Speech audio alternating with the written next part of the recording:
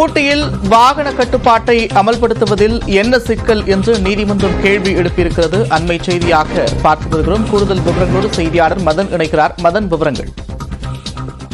ஊட்டி கொடைக்கானல் செல்லும் சுற்றுலா வாகனங்களுக்கு கட்டுப்பாடுகள் விதித்து ஏற்கனவே சென்னை உயர்நீதிமன்றம் ஒரு உத்தரவு பிறப்பித்தது.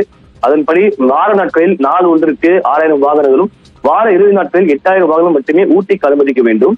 அதே போல கொடைக்கானலில் வார நாட்களில் 4000 வாகனங்களும், இறுதி நாட்களில் 6000 வாகனம் மட்டுமே அனுமதிக்க வேண்டும் என்று உத்தரவு பிறப்பிக்கப்பட்டது. ஆனால் இந்த ஒரு உத்தரவால் உள்ளூர் மக்கள் பாதிக்கப்படுவதாக கூறி அந்த உத்தரவை மறு ஆய்வு செய்ய வேண்டும் என்று நீலகிரி மாவட்ட ஆட்சியர் தரப்பில் சென்னை உயர்நீதிமன்றத்தில் மனு தாக்கல் செய்யப்பட்டது.